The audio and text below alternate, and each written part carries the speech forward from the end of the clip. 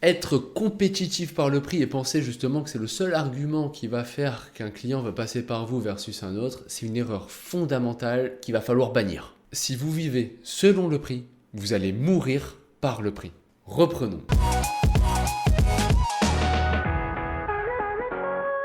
Il y a un réflexe assez naturel lorsqu'on se lance dans la vidéo à son compte, c'est de penser justement que le prix est un argument de taille pour convaincre. Les clients prendraient leurs décisions en grande partie sur le prix que vous leur annoncez. Et c'est ce lien finalement qui pousse énormément de vidéastes à se vendre bien en dessous du prix du marché ou même travailler complètement gratuitement. Souvent, on va entendre ces phrases, par exemple « je débute, donc je suis moins cher ». Le donc veut dire qu'il y a un lien de causalité entre les deux. Le fait de débuter, le fait d'avoir une faible expérience, induit qu'on doit être moins cher sur le marché. Ma grande question, est-ce que ce lien existe vraiment finalement? Quand on y réfléchit, quand vous rentrez dans un supermarché, les nouvelles entreprises ne sont pas forcément les moins chères. D'ailleurs, pour aller plus loin, vous serez bien embêté pour identifier les nouvelles entreprises des anciennes. En réalité, dans notre vie de tous les jours, quand une nouvelle entreprise débarque, le fait qu'elle soit jeune ne justifie pas le fait qu'elle ait un prix bas. Voilà, un restaurant qui ouvre sera pas forcément moins cher qu'un restaurant qui est là depuis 20 ans. Mettons-nous dans la peau d'un client. Comme ça, je me mets dans la peau du client. Aujourd'hui, je suis un décideur, une grosse boîte, 60 salariés, voilà, je gère le pôle communication dans cette entreprise. Et dans l'entreprise actuellement, nous sommes en train de déployer une nouvelle offre qui a besoin d'être expliquée. On a un plan de communication bien rodé qui intègre de la vidéo. À votre avis, c'est quoi vraiment que je vais rechercher ici en tant que prestataire?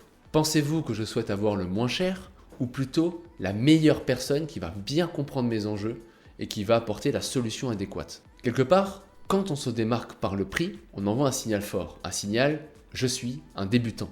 Et automatiquement, avec ce comportement, vous pouvez exclure une grande partie des personnes pour qui l'enjeu n'est pas le prix, mais pour qui l'enjeu, c'est la compétence. C'est le fait d'avoir la meilleure personne, pas forcément en vidéo, mais au moins dans la compréhension des enjeux, dans la disponibilité, dans la réactivité, autant de choses qu'il va falloir qualifier lors de votre entretien client. Et si jamais vous voulez gagner de l'argent, automatiquement, les clients qui vont regarder tous les prix, qui cherchent le moins cher, malheureusement, sauf si vous avez vraiment un système qui vous permet d'être moins cher tout en sauvegardant vos marges, ce n'est pas forcément intéressant pour vous d'aller démarcher ces clients-là. Cette vidéo, je l'ai commencé par dire, si jamais vous vivez par le prix, vous allez mourir par le prix. Tout simplement que dans la vidéo, aujourd'hui, vous trouverez toujours quelqu'un de moins cher que vous. Alors c'est les paris, mettez en commentaire les prestataires le moins cher que vous ayez vu sur le marché. Moi j'ai vu quelqu'un qui facturait 11 vidéos à 50 €. Et en plus, en n'étant pas cher, vous n'aidez pas forcément votre client parce que peut-être qu'il a un gain là direct, mais du coup ça va beaucoup se ressentir sur votre gestion de projet, sur le projet final que vous allez délivrer. Là aussi, vous facturez quand même un certain montant, vous pouvez utiliser des outils payants pour améliorer votre gestion de projet. Vous avez beaucoup plus de marge de manœuvre pour aller délivrer la meilleure solution au client. Débuter ne veut pas dire facturer pas cher, ce n'est pas obligatoire. In fine, finalement, la conclusion c'est que facturer le prix juste, ça permet de vous aider vous, premièrement, et deuxièmement d'aider votre client en offrant la meilleure prestation possible. Et automatiquement, quand on a un vrai enjeu, quand il y a un truc c'est super important pour nous, on veut faire de la vidéo, on veut communiquer là-dessus, mais on veut faire la meilleure vidéo possible. Et bien qui on veut recruter? On veut recruter le meilleur, on ne veut pas recruter le moins cher. Or peut-être que moi ça me paraît beaucoup plus évident aujourd'hui puisque je suis emmené à recruter des freelances ou à travailler avec des freelances et que c'est des choses que je vais rechercher. Mais dans votre vie de consommateur, certainement que ça se vérifie également. Lorsque vous voulez acheter une caméra, vous voulez pas acheter la caméra la moins chère, vous ne rentrez pas dans le magasin en disant bon écoutez la moins chère à 100 €, voilà, celle-là, très bien.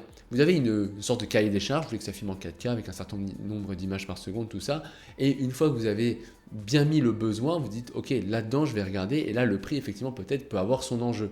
Mais il y a déjà un prix plafond, vous n'allez pas rentrer pour prendre le moins cher, vous prenez le moins cher à partir de... possiblement, et encore c'est même pas obligatoire, des fois vous allez prendre plus cher parce que vous avez plus confiance en la marque, parce que je sais pas, ça correspond un peu plus à ce que vous avez, je sais pas si vous avez déjà des objectifs Sony, vous allez plus vous diriger automatiquement vers un boîtier Sony plutôt que tout changer pour prendre un Nikon par exemple. Dans la description vous pouvez télécharger une formation gratuite qu'on a enregistrée avec mon collaborateur Antoine, une formation de plus d'1h30 où on donne pas mal de conseils pour lancer et développer sa société de production vidéo. On en profite également pour vous présenter le programme Les Vidéopreneurs, qui est le programme d'accompagnement des vidéastes que l'on propose. Comme ça, vous allez avoir une vision 360 de tout ce qu'on fait et ça vous permettra de prendre des bonnes décisions. Sur ce, moi je vous laisse là, je vous dis à bientôt et bon courage dans vos projets.